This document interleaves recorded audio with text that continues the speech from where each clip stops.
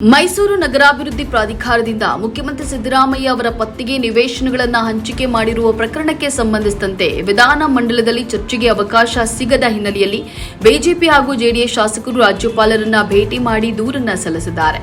ವಿಧಾನ ಮಂಡಲದ ಉಭಯ ಸದನಗಳನ್ನು ಅನಿರ್ದಿಷ್ಟಾವಧಿಗೆ ಮುಂದೂಡಿದ ಬಳಿಕ ವಿಧಾನಸಭೆಯಿಂದ ರಾಜಭವನದವರೆಗೆ ಬಿಜೆಪಿ ರಾಜ್ಯಾಧ್ಯಕ್ಷ ಬಿವೈ ವಿಜಯೇಂದ್ರ, ವಿಪಕ್ಷ ನಾಯಕ ಆರ್ ಅಶೋಕ್, ಜೆಡಿಎಸ್ ಶಾಸಕಾಂಗ ಪಕ್ಷದ ನಾಯಕ ಸುರೇಶ್ ಬಾಬು, ಪರಿಷತ್ ವಿಪಕ್ಷ ನಾಯಕ ಚಿಲುವಾದಿ ನಾರಾಯಣಸ್ವಾಮಿ ನೇತೃತ್ವದಲ್ಲಿ ಪಾದಯಾತ್ರೆ ಮೂಲಕ ತೆರಳಿದ್ದಾರೆ. ರಾಜ್ಯಪಾಲರಿಗೆ ದೂರು ನೀಡಿದ ಬಳಿಕ ಸುದ್ದಿಗಾರರೊಂದಿಗೆ ಮಾತನಾಡಿದ ಬಿಜೆಪಿ ರಾಜ್ಯಾಧ್ಯಕ್ಷ ಬಿವೈ ವಿಜಯೇಂದ್ರ, ಮೂಡಾ ಹಗರಣ, ವಾಲ್ಮೀಕಿ ನಿಗಮದ ಹಗರಣ ಸಂಬಂಧ ಮುಂದಿನ ದಿನಗಳಲ್ಲಿ ನಡೆಸಲಿರುವ ಹೋರಾಟದ ಕುರಿತು ನಾವು ಮತ್ತು ಜೆಡಿಎಸ್ ಚರ್ಚೆ ಮಾಡಿ ತೀರ್ಮಾನಿಸುತ್ತೇವೆ ಅಂತ ಹೇಳಿದ್ದಾರೆ.